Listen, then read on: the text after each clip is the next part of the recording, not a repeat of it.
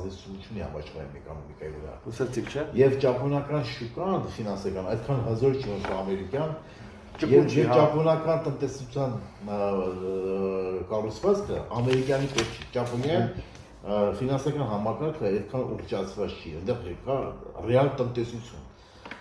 տնտեսություն կա։ Ճիշտ է, Ճապոնիան վերջի 20 տարում տնտեսական աճ ցույց չի տալիս։ Տոկոսադրույքները մինիմում են, համարյա զրոյականին մոտ է, պատկերացնում եք,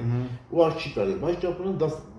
բավականին կոմֆորտ զոնայում է գտնվում այդ վիճակում, որովհետև չունի աճ եւ չունի, այսպես ասած, մեծ խնդիրներ, քանի որ նա ճապոնական յենը չի համարվում համաշխարհային, այսպես ասած, ռեզերվային վալյուտա։ Ճիշտ է, ինքը համարվում է որոշ չափով, բայց այդ մասշտաբներով չի, ասենք, օրինակ ամերիկյան դոլարը համաշխարհային բոլոր ռեզերվային վալյուտաների բանում զամբյուղում կազմում է մինիմում 50%։ Ասենք, այնտեղ կա ոսկի, ինչ-որ մասով, այնտեղ կա, ասենք, բոլոր կենտրոնական բանկերը ունեն պահուստներ, չէ՞, արտարժույթով։ Այնտեղ կա ոսկի, այնտեղ կա դոլար, այնտեղ կա տարբեր, ասենք, յեն, կարող է լինի ֆունտ ստերլինգ, կարող է լինի շվեյցարական ֆրանկ, կարող է լինի կանադական դոլար, բայց հիմնական մասը դա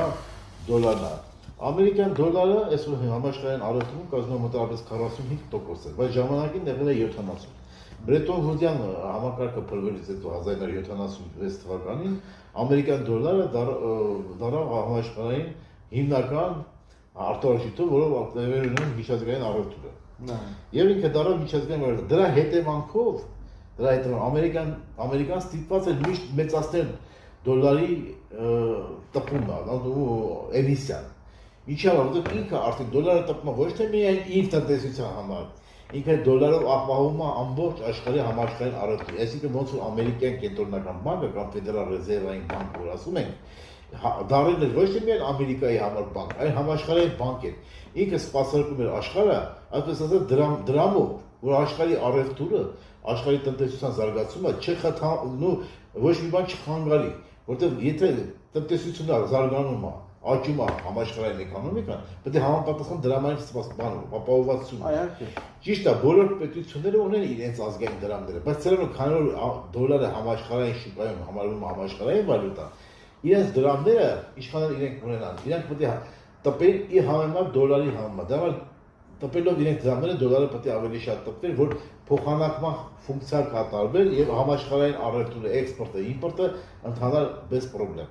Եվ դրա հետևանքով Ամերիկան դառավ համաշխարհային, այսինքն տնտեսությունը սպասարկող